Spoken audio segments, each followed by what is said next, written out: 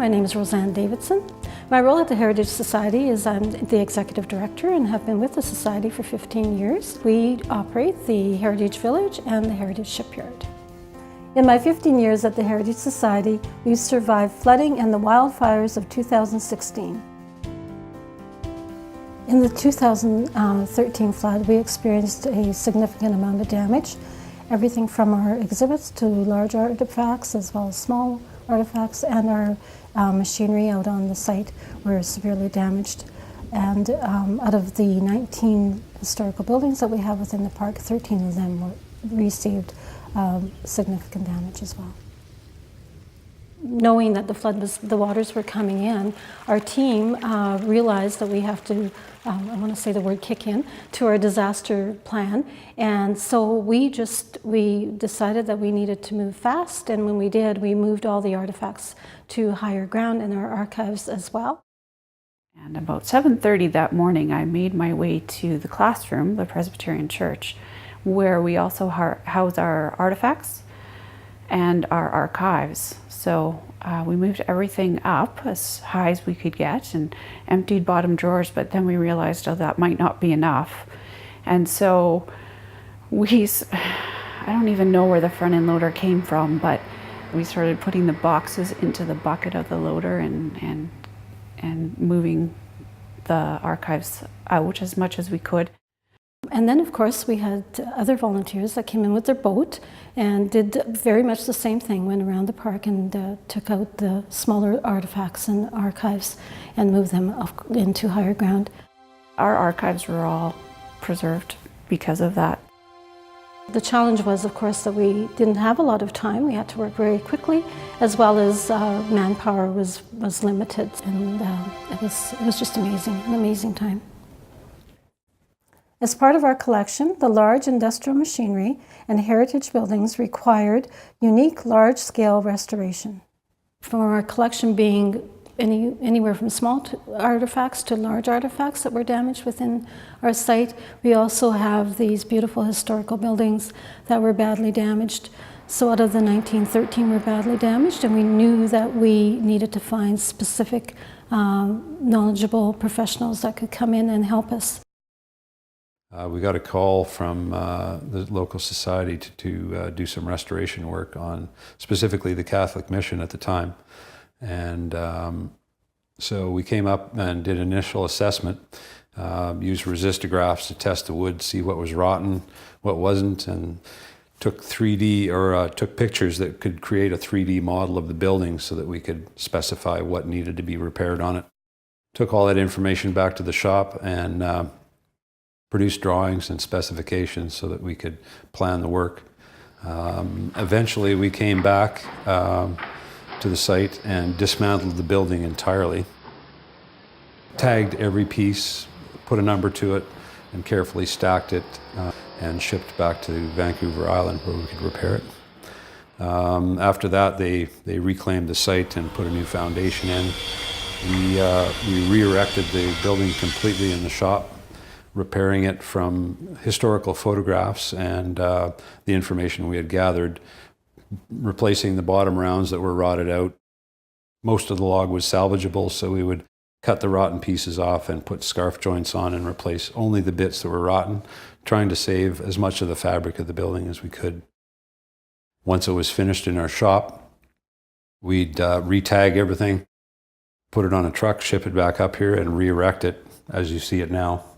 There was historical pictures that we could use to recreate a lot of it, and I think it's pretty much exactly as it was from what we understand anyways.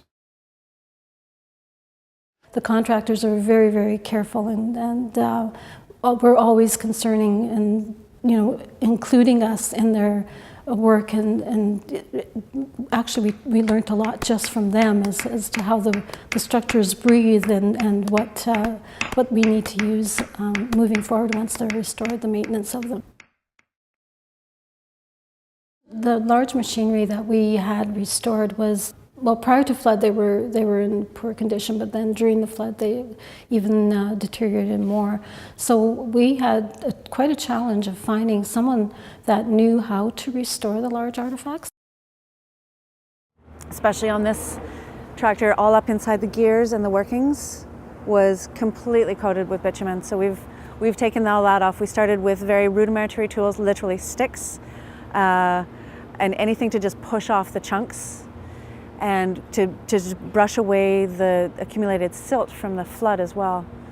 So we started with that, and then we've been literally working with dental tools. We've gone from really, really crass and heavy duty into a very detailed fine focus. We've done a top coat to protect it, to stop any of the rust that was happening. We also realized that there was a need to have these done in a specific place, perhaps within the site. Many of them needed to be hoarded or enclosed. The scaffolding works really well. We can access almost every part of the machine without actually stepping onto the machine itself. Yeah, I would say it's been about a 2-month process. We were working towards opening the Heritage Village here for May of 2016. Our efforts were coming along very nicely from the flood. We were working well, and then of course we had to evacuate because of the fires in 2016. What we had encountered at that time was the fact that we wanted to open, and now we were delayed once we got back for an additional, well, now it's a year. Our new disaster plan will take into account the lessons learned.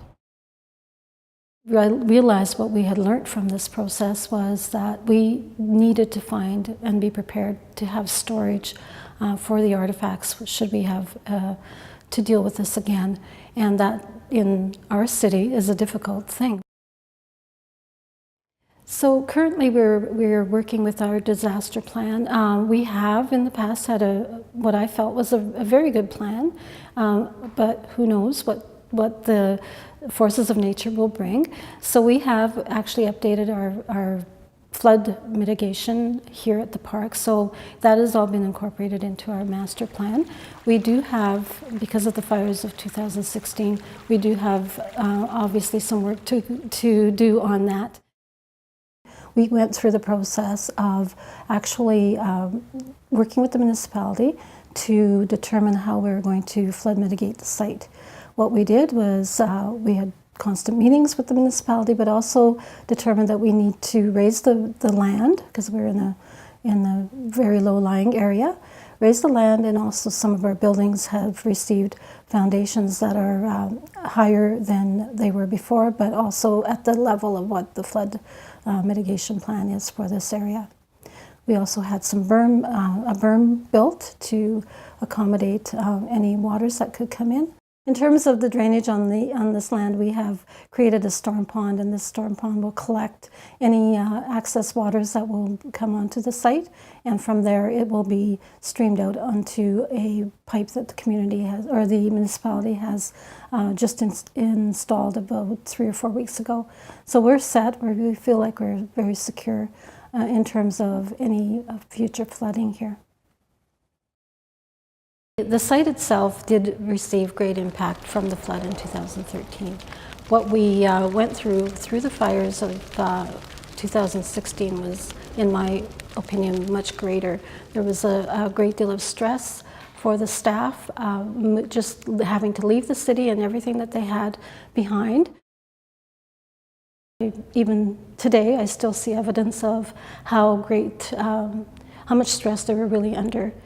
In the situations as we've been in through these disasters, we found that, personally anyway, at times that we were just feeling alone and didn't have a lot of help. And so when we knew that we could reach out to the Alberta Museums Association, it was comforting to know that we could just pick up the phone and ask them any question. If they didn't know, they'd definitely find the answers, but also just sending some of the team up to help us and encourage us more than anything to keep going and do the work that we were doing. So it's very important for museums to reach out and connect and be there for each other. So as we worked through the process of restoring and rebuilding our community or our village, we did find that this is truly a flood of opportunities. We have worked towards restoring the buildings, to restoring the artifacts, but also the fact that as we did that, it was, many of us, it's a passion, it's what we do. And so the community, when we actually open, is going to, I hope, will really, really benefit from it and really enjoy what we have here.